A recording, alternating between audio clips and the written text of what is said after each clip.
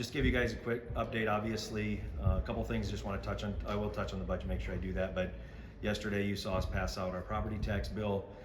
Was happy to see that we stuck together as a caucus to send what we consider to be a strong message that we feel that our plan is a very reasonable step forward that will provide certainty to the taxpayer as well as provide relief as well. So again, seeing all of our caucus supporting that was a very positive sign from my opinion, and I think shows momentum towards us being able to find resolution now that the House has taken a position and sent that over to the Senate. When it comes to the budget, I know that you guys, pretty sure you guys talked to Senator Clemish earlier this morning, and we have a budget agreement with the Senate. Right now, I just gave that update to our caucus before we came upstairs. Our budget chairs are already having negotiations. We have a few budgets that are actually coming together fairly quickly, so we feel confident that that's helping us lead towards, and I know you guys always ask, when are you going to be done? And you know I will never commit to a date, but I think it puts us in a position we would love to try to make a run next week. I don't want to sit here and say that's a guarantee, but we have told the caucus to come here next week with the mindset that we'd like to be in that position for next week. And I think with the developments on the budget, now that we've moved to property tax bill, I think that that is a realistic possibility. So those are the three things, just kind of an update for you guys, and then I'll open it up. Not to, go ahead. Senator Clemish told us on property taxes, you're gonna sit down and look at the must-haves on each side. So what are your must-haves? Well, I think that, and I will say that my conversations with with the leadership, with the governor, with the Senate, have been very positive all sessions. So I think that's why I stand here with a level of optimism that we'll be able to find a solution. As you saw in our bill, a couple of the differences that we feel pretty strongly about is making sure that if there's going to be a cap, there are hard caps in the bill, not based on certain inflators and other things. I know that's a disagreement that we have, but we'd love to have a conversation if maybe there's a hybrid or a place in which we can negotiate that. We'd be happy to do it, but we feel pretty strongly that it needs to provide the certainty for the taxpayer. We want to see a pretty static level baseline on that. I would say that's one of the overarching pieces. There's some things in our bills that are fairly similar in concept, trying to get some of the value of property off the rolls for taxpayers so that way they don't feel that continued burden.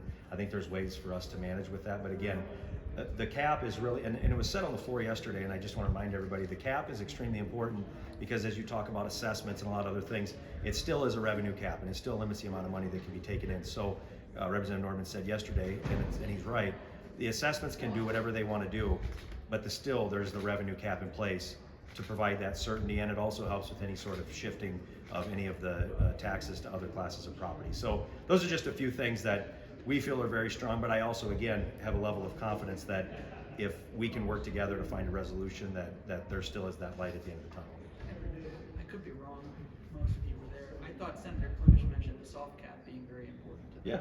Yeah, I think, like I said, look forward to having those conversations. I think that we've traditionally been able to find a way to do hard things up here between the Senate, the House, and the governor over the last several years of the trifecta. So we're going to continue to work towards that.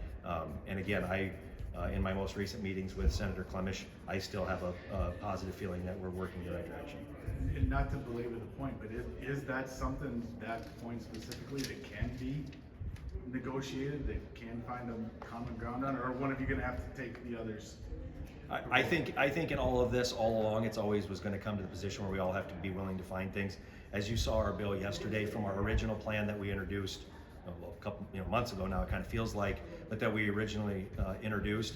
If you saw that the one thing that we had in there that was consistent, I mean, there were other smaller pieces of the bill, was that 2% cap. We tried to move from the standpoint of looking at the exemptions. We included that in our bill. That was more of a similar type of concept that the governor and the Senate had included. So we feel we already have made some good steps in trying to find that common ground. That will be one of the things we have to work through, and I'm still in a position where I have a lot of optimism that we are able to do that.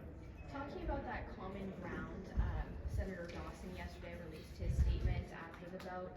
He said that property tax reform is not a buffet that you can pick and choose from. What's your response to that? I know we talked a lot about compromise, and what you guys voted on yesterday was considered that sort of compromise, maybe.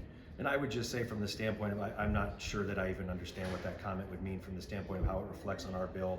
I don't feel that that's what we've done. When we entered into session, we said we want to provide certainty for the taxpayer and provide relief.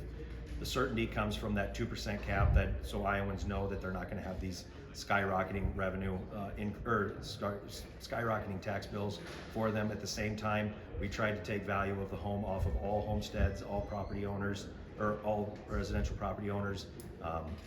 We kept our tax credits, or our credits in place for the elderly, and the senior and the elderly and the disabled. So I would say from the standpoint, ours is, I feel it is very comprehensive and tries to achieve the goals that we set out for in the beginning of session, and have accommodated doing that in some of the ways that have been suggested by the governor and the Senate. Why was it important for you procedurally to have that vote in here rather than basically figure all this out kind of privately and amend what they did and then send it back? But I think just in my time in the legislature, and this, we'll just use, this happens to be the bill that we're having this discussion on, but traditionally, when you're having a level of negotiations on policy matters, it is a good, I think it is a positive step for each chamber to stake their ground. And I think that's why it was important for us to do that. Again, incorporating a lot of ideas from the Senate and the governor in doing that. I think just how policy has been made in my time here, I felt, you know, if the roles were reversed and we were negotiating against ourselves, I'd say, hey, get us a bill, and then we'll work from there. So I think from the standpoint of steps in the process, I think it is that's why I see it as a positive step. Now both chambers have acted, they've established their kind of their baselines of where they need to be, and then we work from there. There are two other tax issues out there, a tax break for nuclear power plants and a tax on vapes and smoking cessation products. Are those things that have to be resolved before the legislature concludes? I'm not sure if I'm not sure if we've made our list of must-haves at this point, but what I would say is my expectation is next week we'll have a subcommittee on the vape and pouch, on the bill that came over from the Senate. As you know, we passed a bill yesterday off the floor that would have funded the pediatric cancer research. They choose to fund it out of there. From the standpoint of, we've had, there's been a lot of interest in that this session, and from that standpoint, I feel confident we'll be able to resolve that. But at the same time, I think, the funding mechanism of how that happens is yet to be determined, I think. But we are going to have a subcommittee on that bill. I know it's important to the Senate, and I've shared with Senator Clemish that we will consider that and see where the caucus wants to go. We have not caucused on it fully altogether, but the Ways and Means team will make the first crack on it. When it comes to the nuclear, just make sure that we understand what that actually does. And we've done this for other projects in the state. We're not giving out some significant just tax break out of the current general fund or out of any current credits. We're just exempting that sales tax if the project happens. So you could argue that it isn't necessarily the cost of the state, except for revenue that wouldn't have came in if the project wouldn't have happened. I think that's why we chose to do that on the nuclear piece.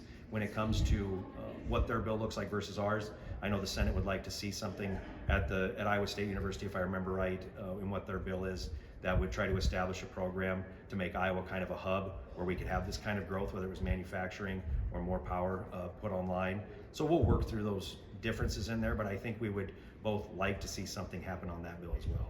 The Senate sent over a bill to extend the timeline on the Boy Scouts abuse thing that you did here 2 years ago.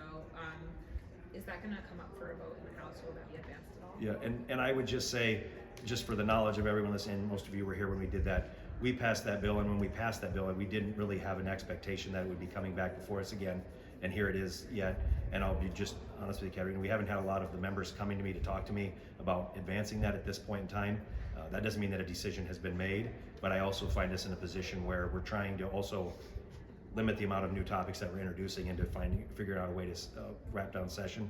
But again, that's something that I'd have to discuss with the caucus on whether they want to go through that vote again or continue to extend that time period. The Oversight Committee this morning is introducing a new idea into the session here with this idea about warrant resolution clinics.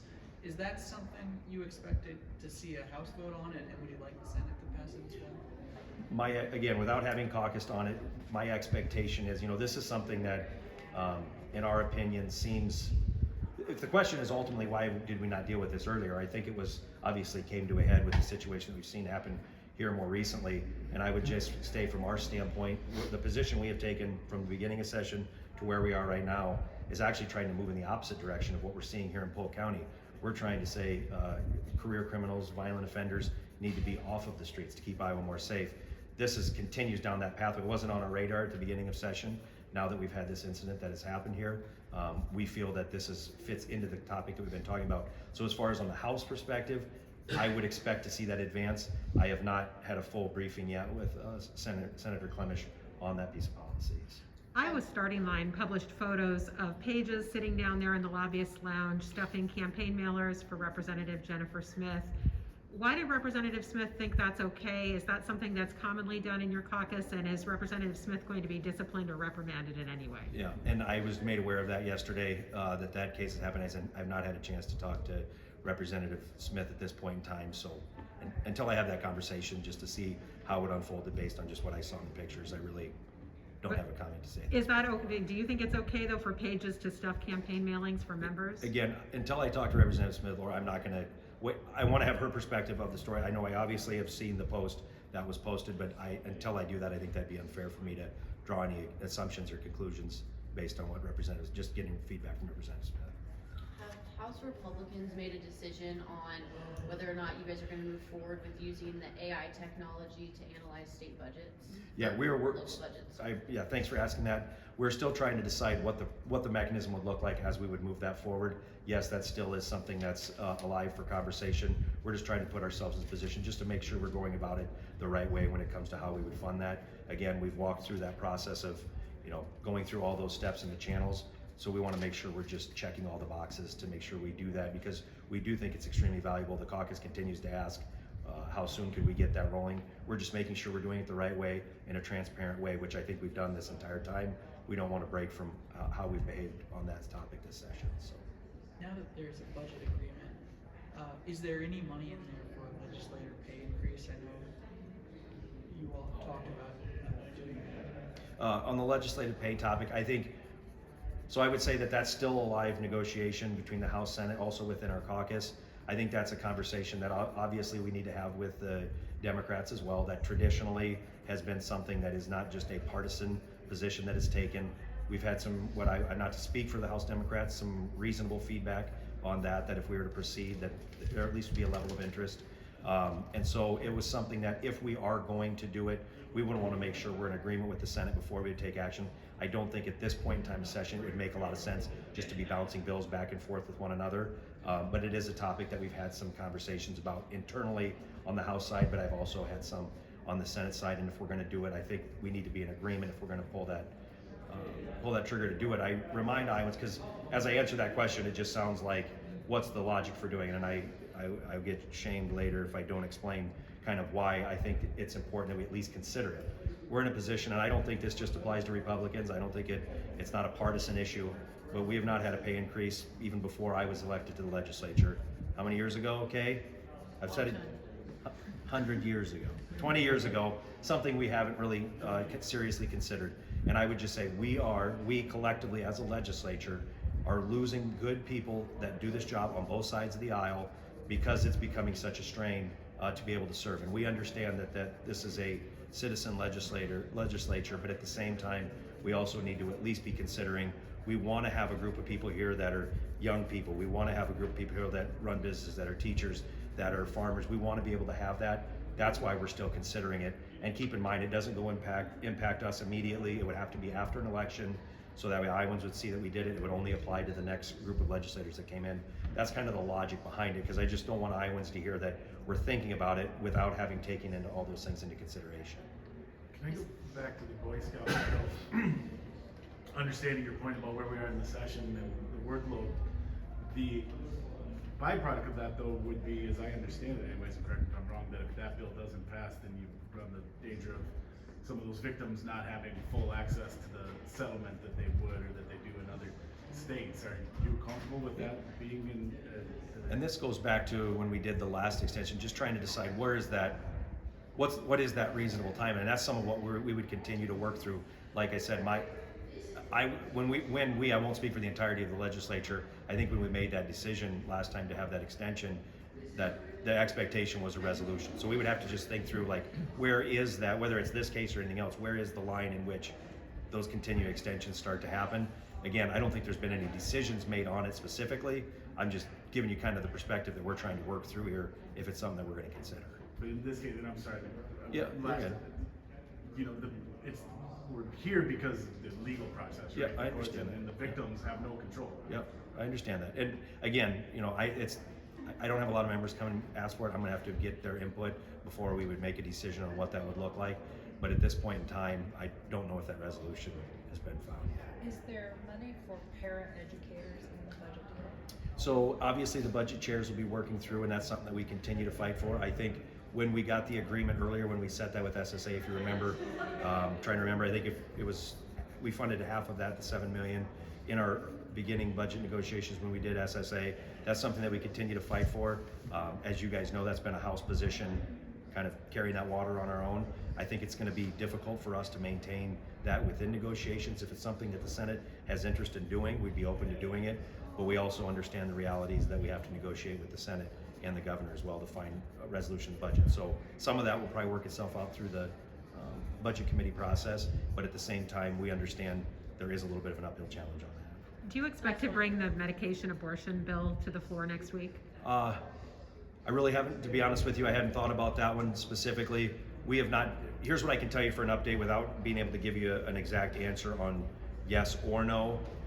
It is we're going to have to take that to caucus and make a decision whether we think, number one, the language is the way we would like language to be, but at the same time, if we're going to move that piece of legislation forward, have conversations with the Senate. I know the members at the membership level are having those conversations, but we also want to make sure if we're going to take that vote at this late in the session, that there'd be interest from the Senate. And I don't know if we have an agreement yet on at this point. So, all right, thanks everybody. Wait a minute, are you much younger than Aaron Murphy?